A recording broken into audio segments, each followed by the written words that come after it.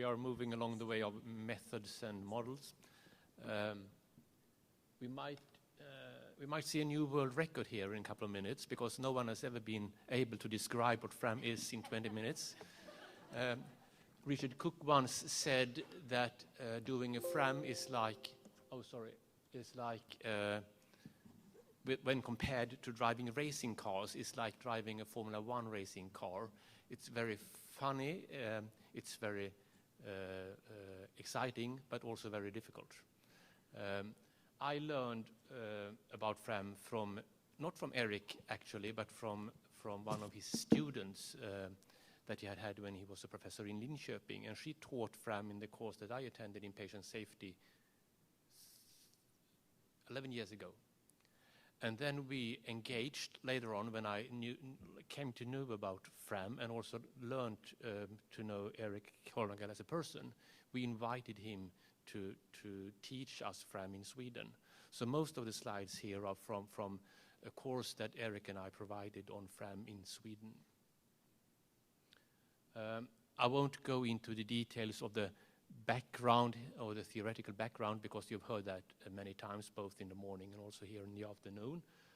FRAM, of course, positions itself as a method that is based on safety to thinking.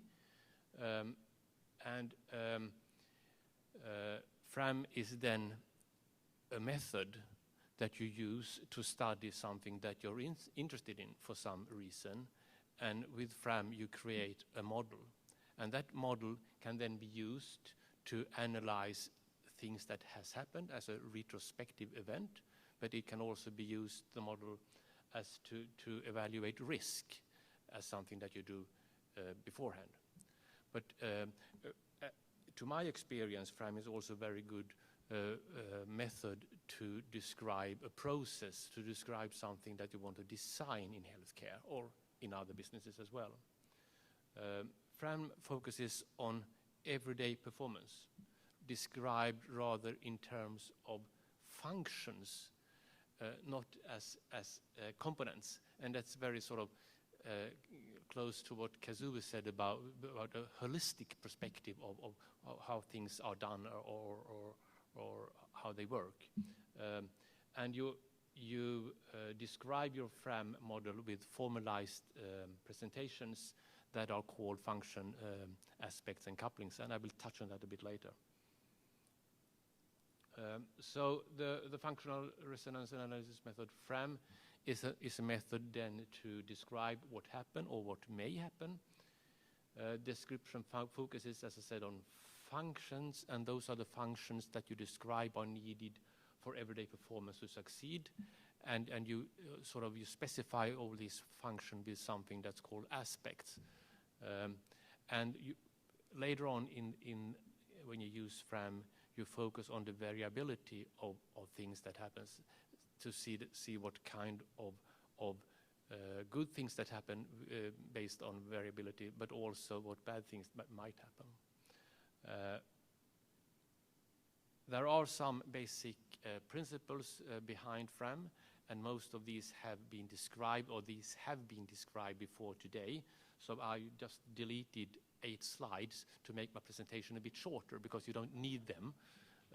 But it's very much based on understanding the difference between work as imagined and work as done, and your capability of describing both work as imagined and work as done, because there you will see and understand the reasons for the variability. And that's so important, to understand variability and to describe that and see how variability in different parts of your system affect each other, which is the base for FRAM.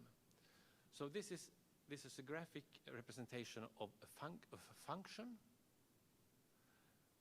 We have 6 aspects in the function. These are the input, the output, time control, precondition, and resources. And I will briefly describe what these aspects are. So then input is something that activates the function. Me standing here, I was activated by Siri saying, let's present our new presenter. So that's the aspect that put me into work, this function Axel Ros into work. The output then is what the function does. So in 15 minutes, you will know everything about FRAM, since we have this function, Axel Ros, telling you something about FRAM going on. We have then the other aspects. We have some temporal aspects. I'm allowed 20 minutes to talk about FRAM. That's a temporal aspect that sort of describes, that gives some sort of constraint to what I'm going to do. This, of course, will affect the outcome. If I'd been given 2 hours, the outcome probably would have been different of the function lecturing FRAM. One other aspect is control. I can't really say what would be the control aspect of this lecture, but for normal clinical work, one of the controls be what kind of sort of procedures you have described beforehand for what you're going to do. So that's a control aspect. Preconditions is something that has to be fulfilled before a function can be carried out. One of these could have been that I am here.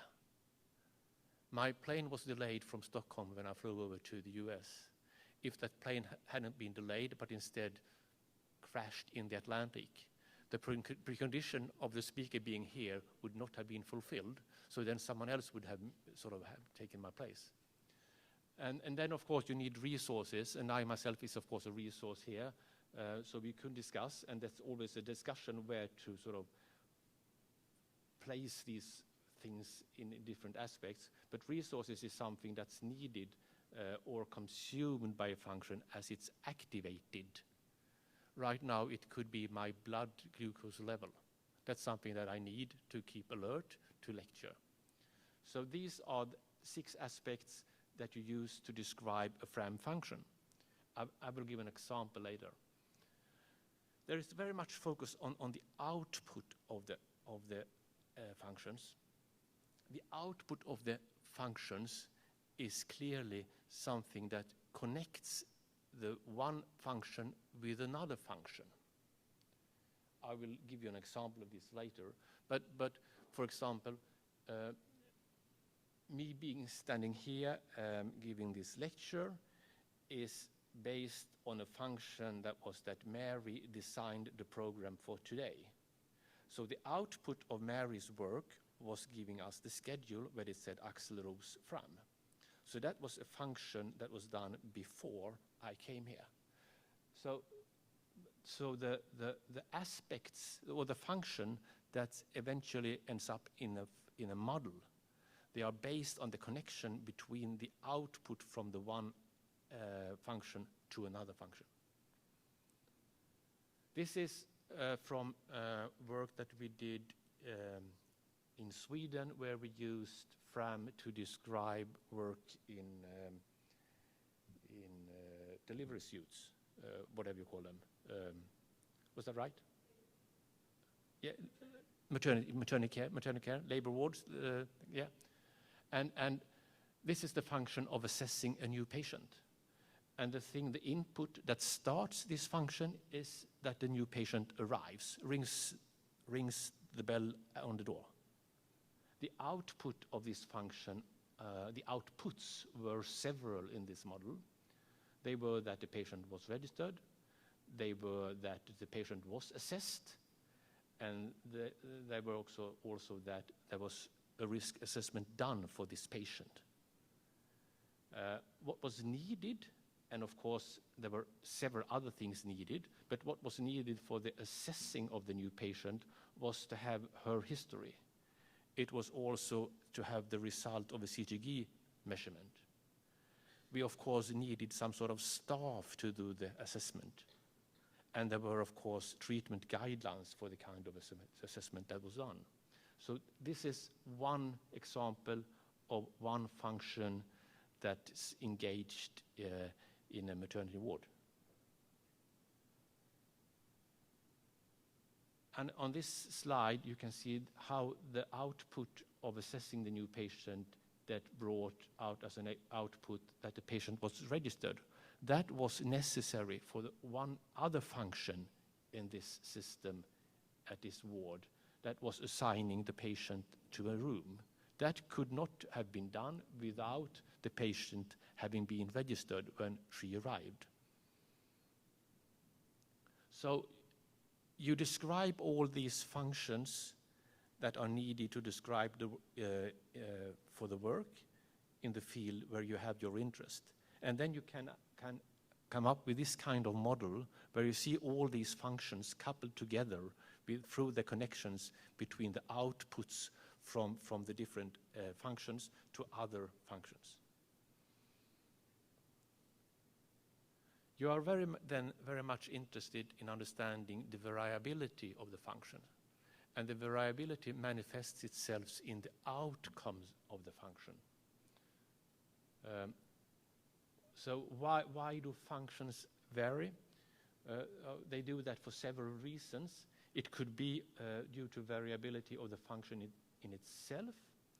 It could be according to variability of the working environment. That's the conditions under which work is performed. But it can also be influenced by what's called upstreams function. That's a function that delivers an outcome that then is connected to another function. That's the first one. Then is the upstream function. Takeru and I, we are trying both to be marathon runners. We know that there is a sort of time space where that we can deliver our marathon runs in. But it's variable, and it's variable for different things. It could be that we, or Takeru or myself, have a good or a bad day as those functioning persons we are for doing our marathon. So that's how we have a variability in our systems ourselves.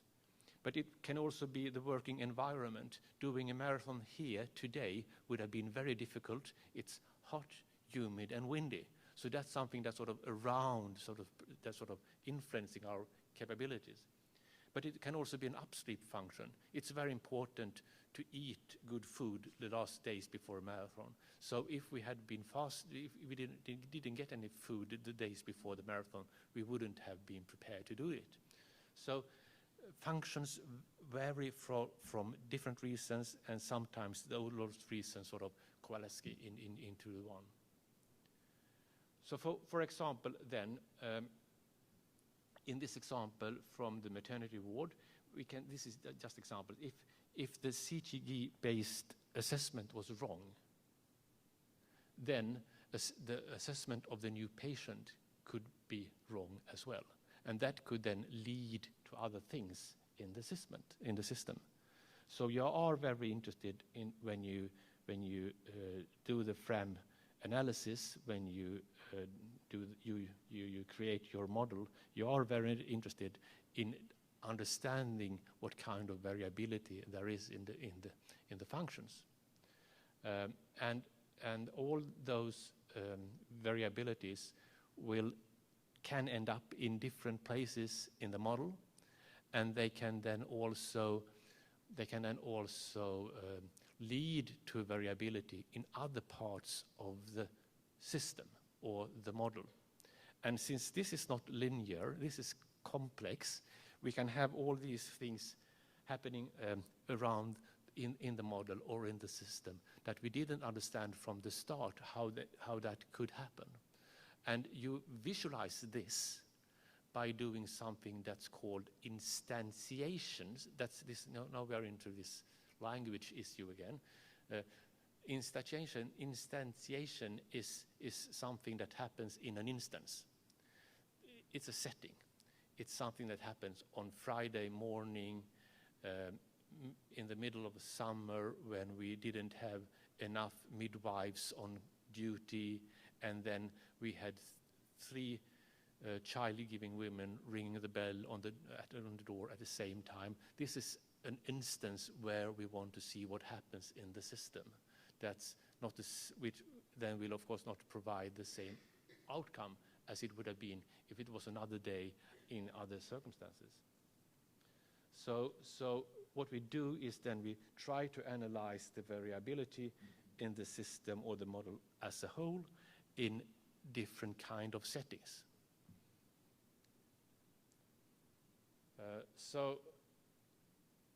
what you then do that when you have the model, you try to characterize the variability of the functions in the model, as well as what the potential variability. Coming back to Takeru's and my own marathon runs, we know that we have a sort of, I do mine 3:30 to 3:45, something like that. That's the sort of potential variability. Then the actual variability is what I will do if I ran it today.